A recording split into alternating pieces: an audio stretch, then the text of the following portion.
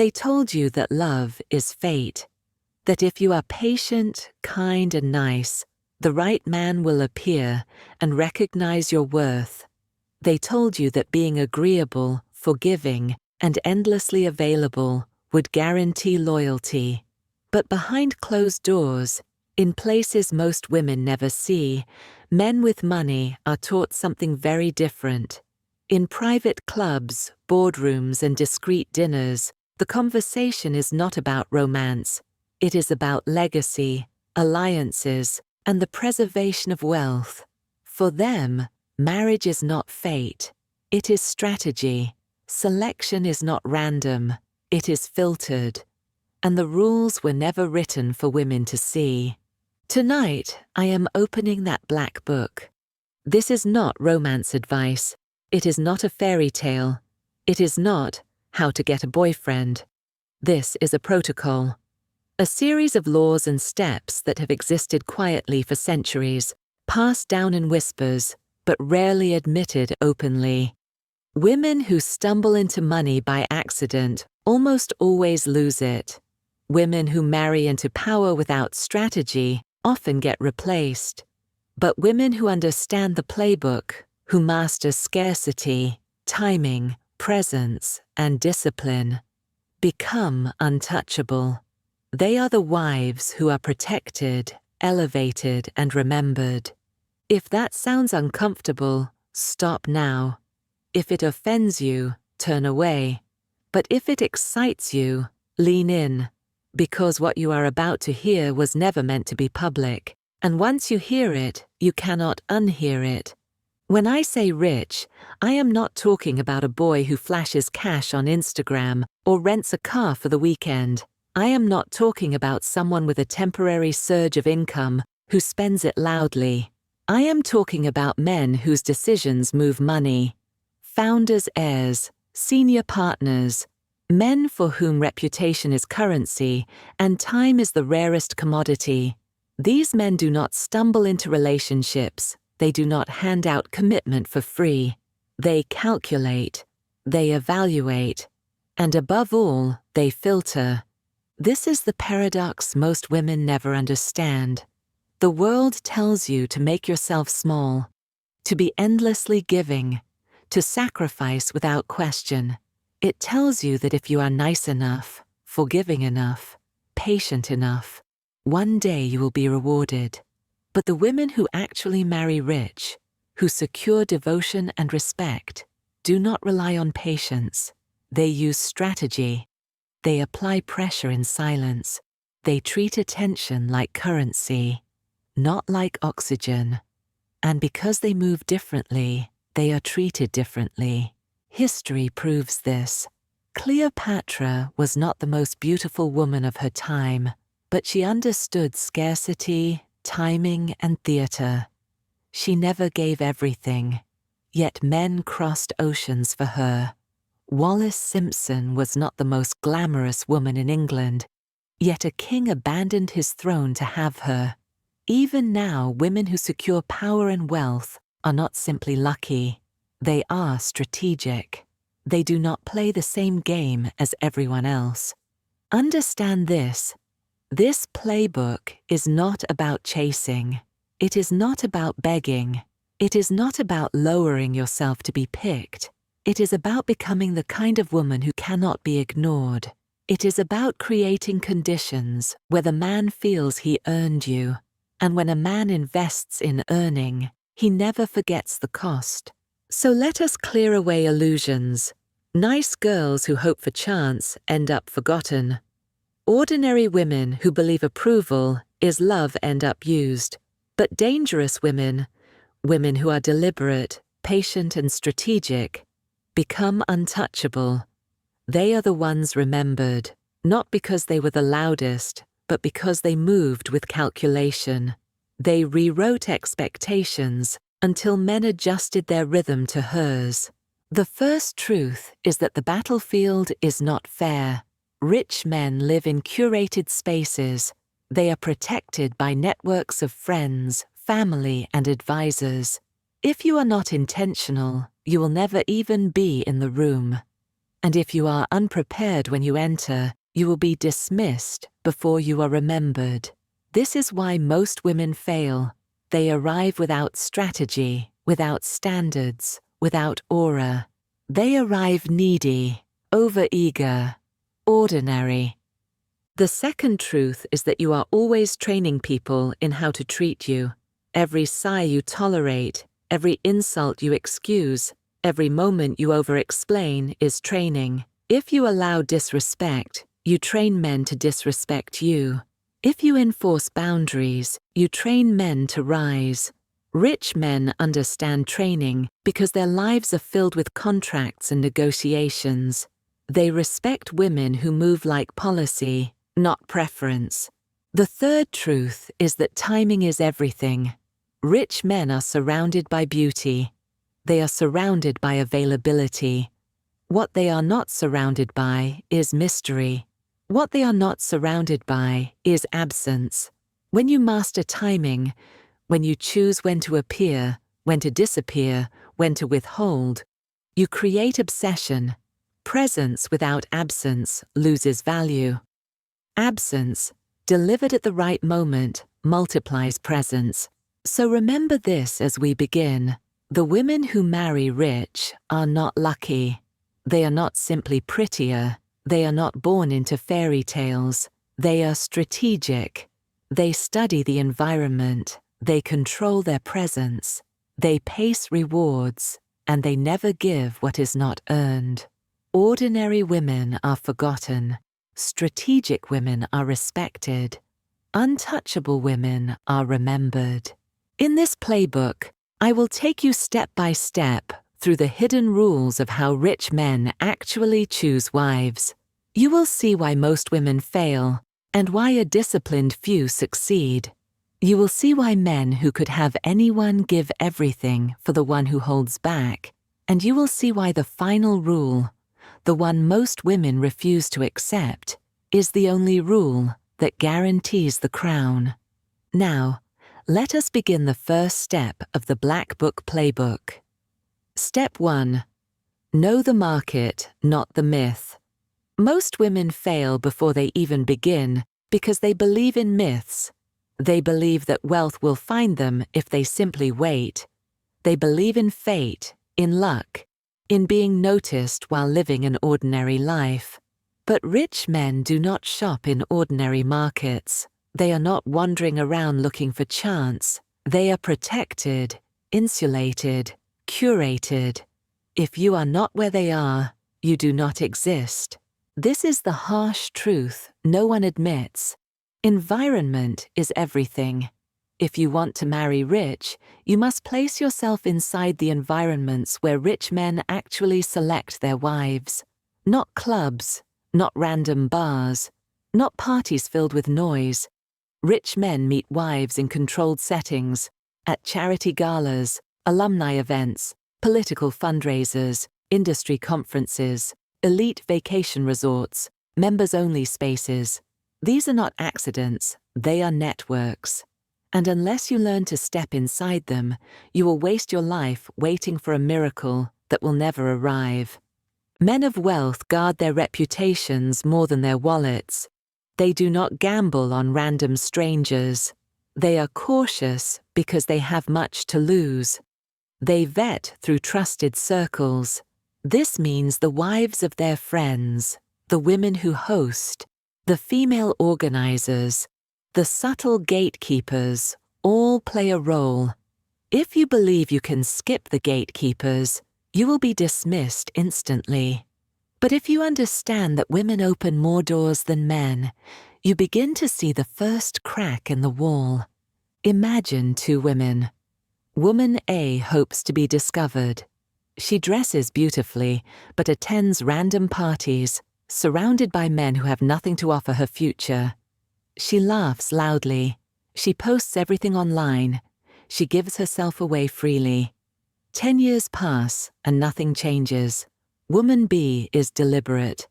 She invests in herself, joins strategic organizations, volunteers for causes where donors and board members gather.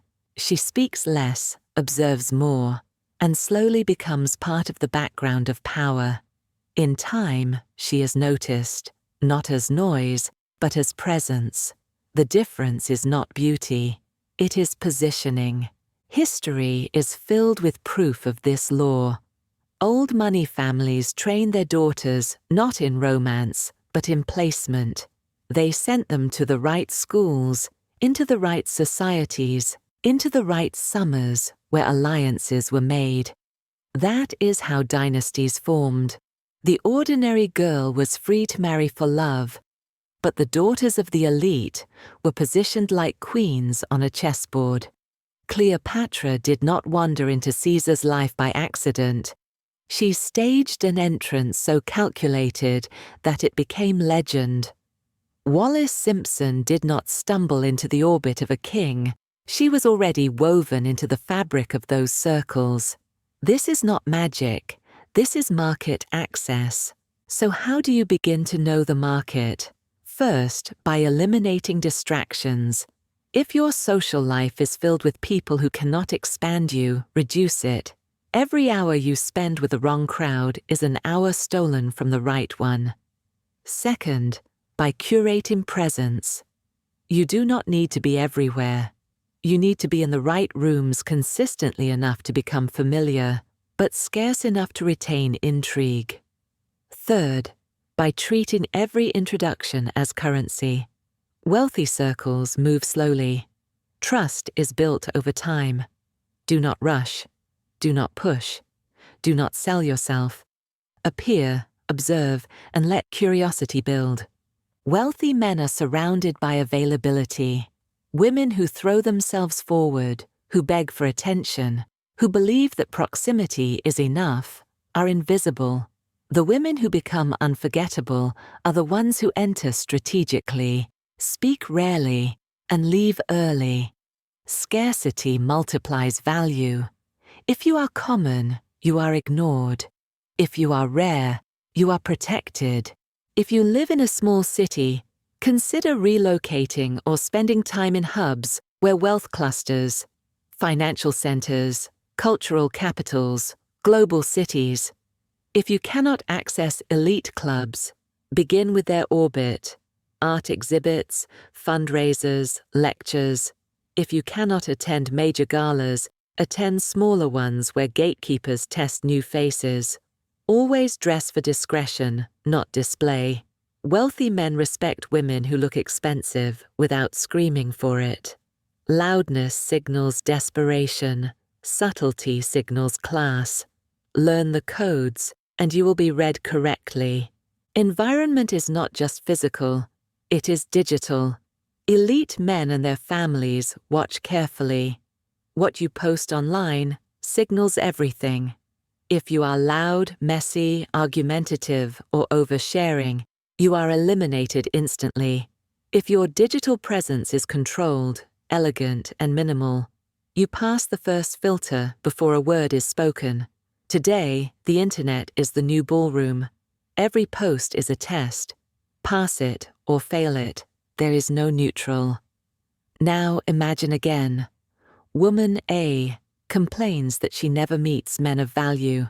She surrounds herself with noise, with men who cannot provide security, with people who drain her.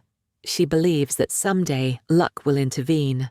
Woman B decides differently. She curates her calendar, attends deliberately, invests in presentation, invests in aura.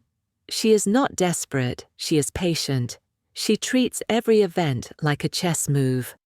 And eventually, while woman A is forgotten, woman B is invited deeper and deeper until the invitations change her life.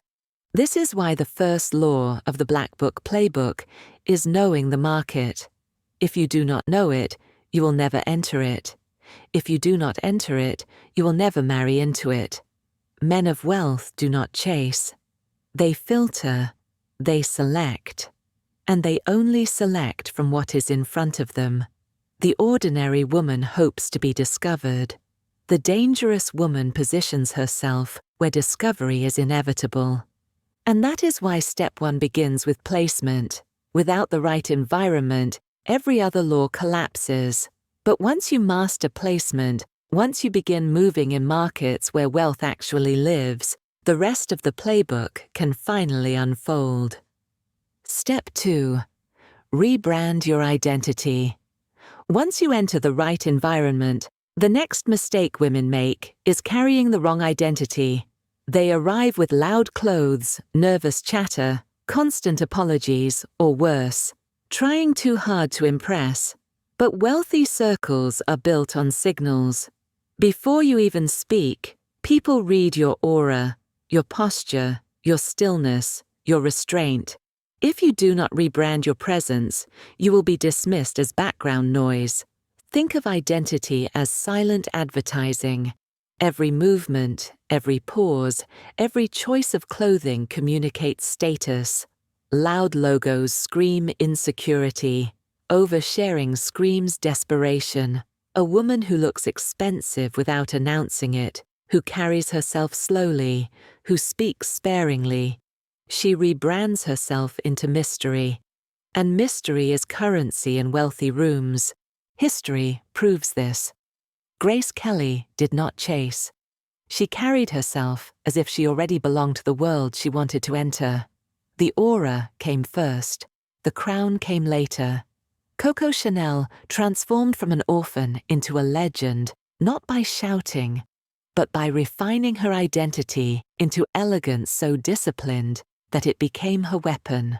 Identity is not what you were born into. It is what you choose daily. So begin now. Replace apology with authority. Do not say, "Sorry, I'm late." Say, "Thank you for waiting." Do not say, "I hope this is okay." Say, "This is what I've decided." Every word either lowers or raises your perceived rank. Rebrand your language, and the world recalibrates. Step 3. Control access like a gatekeeper. Rich men are not impressed by availability. They are surrounded by it. What they crave is what they cannot easily have. This is why access must become your weapon. The ordinary woman gives herself freely. Time, attention, forgiveness. The dangerous woman becomes a gatekeeper. She rations her presence like treasure. Think carefully. Every unanswered text is training. Every boundary enforced is instruction. If you respond instantly, you teach that you are low value. If you delay, you create anticipation. If you reward sparingly, you create obsession. Men do not value what is common. They fight for what they might lose. Imagine woman A, always available, always explaining. She becomes invisible. Woman B, rarely present, never over-explaining, walking away calmly when disrespected, becomes unforgettable. Scarcity creates demand, and the woman who controls access becomes the prize. Step 4. Master conversation as a weapon. Words are not for chatter, they are for control. Rich men are surrounded by noise, women who talk endlessly, who overshare, who perform for attention. What they are not surrounded by is restraint. Silence makes them lean in. Questions make them reveal themselves. And short, decisive statements unsettle them more than speeches ever could. The most powerful woman in a room is not the one speaking the most.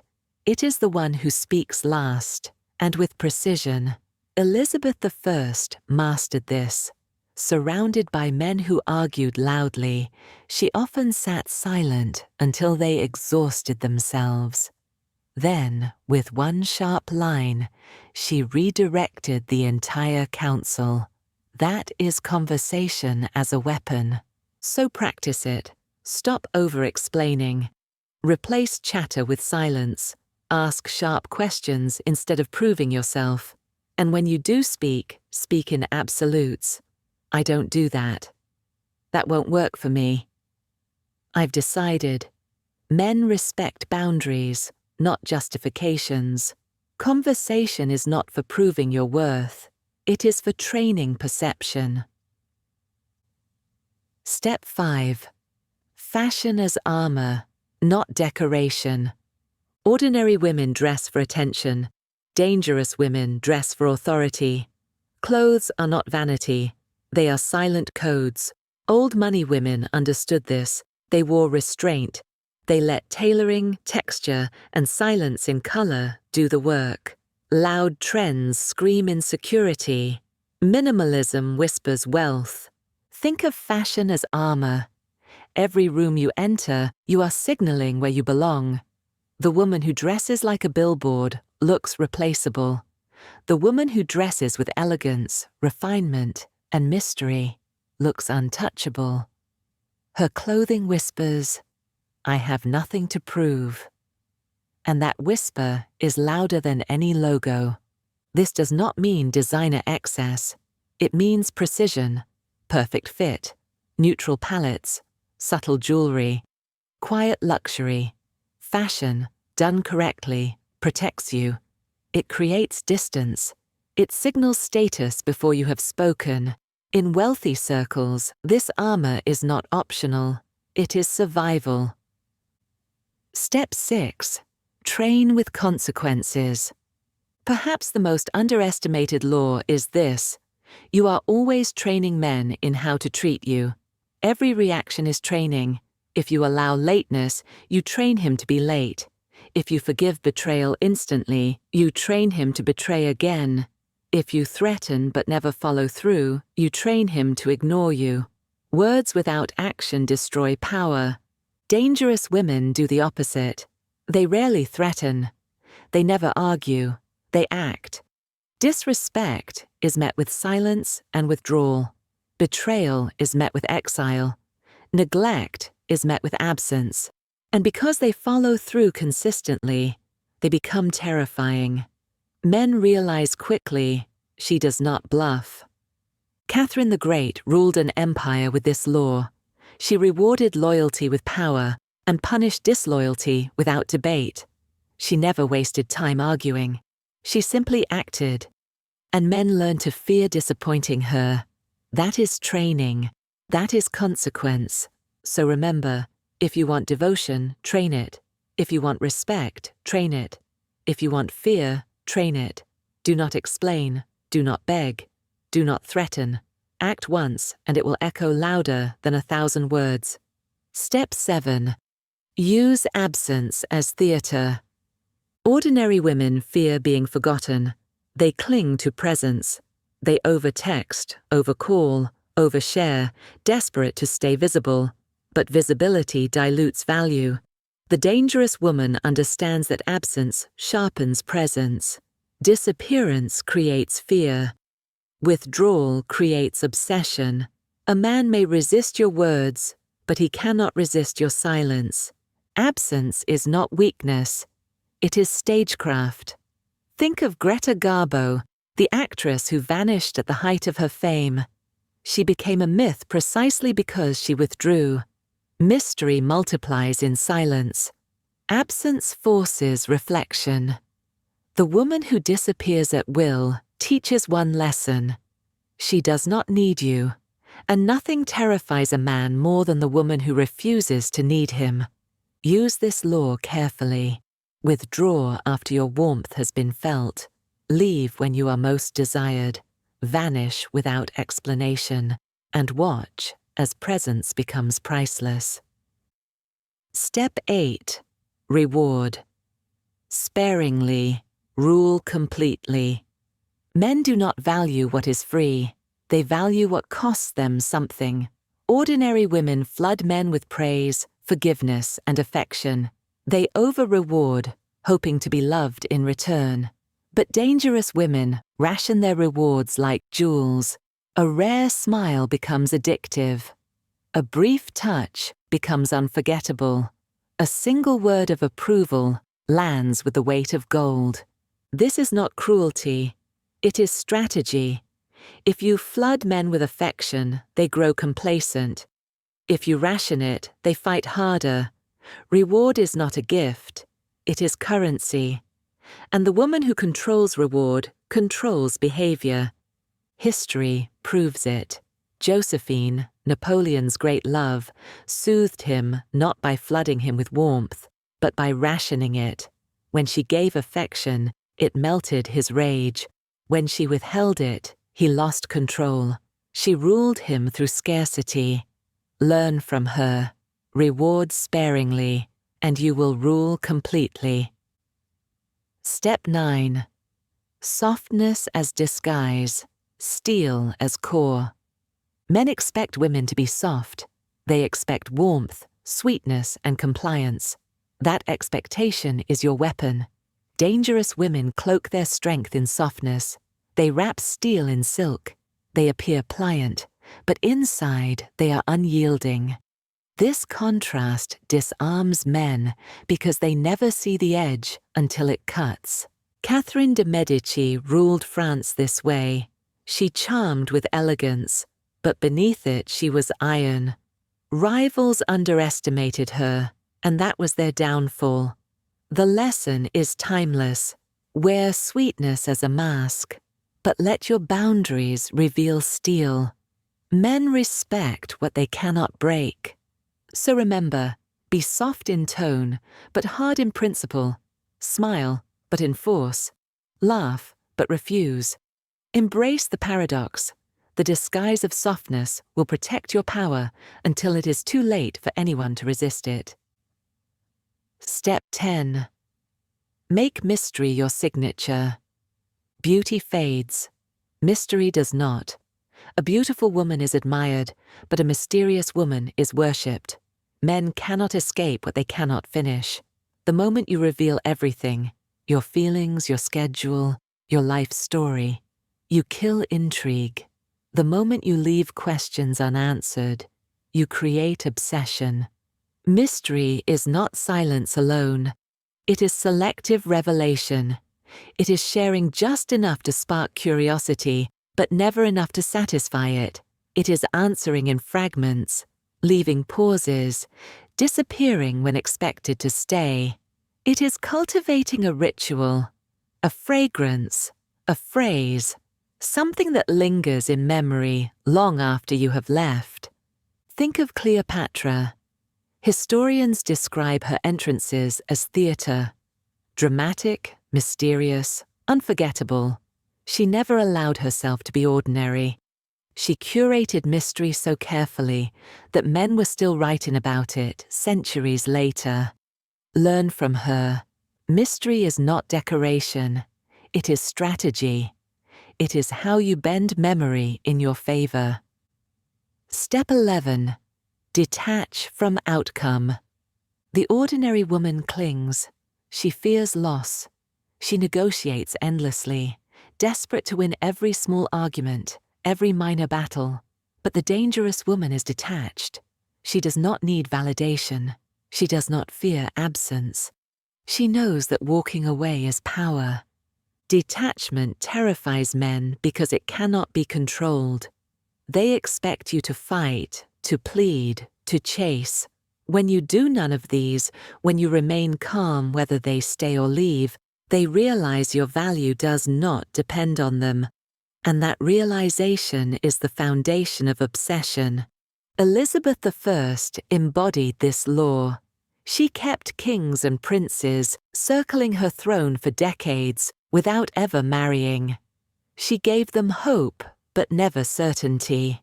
She remained detached, and men endured anything for the chance of what was never guaranteed. Detachment is not coldness. It is mastery. It ensures you never lose yourself, no matter the outcome.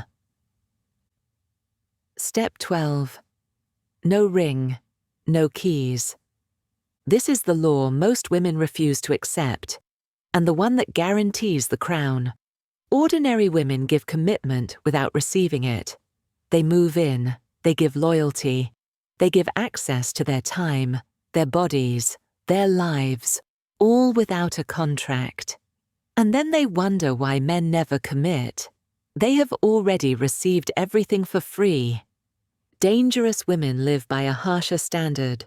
No ring, no keys, no contract, no access. They do not negotiate. They do not beg. They wait.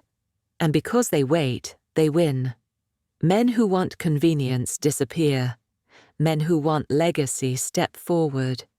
The difference between the two is revealed only through this law. History proves it. Queens, empresses, icons, none of them gave themselves without cost. Elizabeth I withheld marriage entirely, keeping her throne secure. Modern heiresses enforce prenuptial contracts before love can even touch fortune.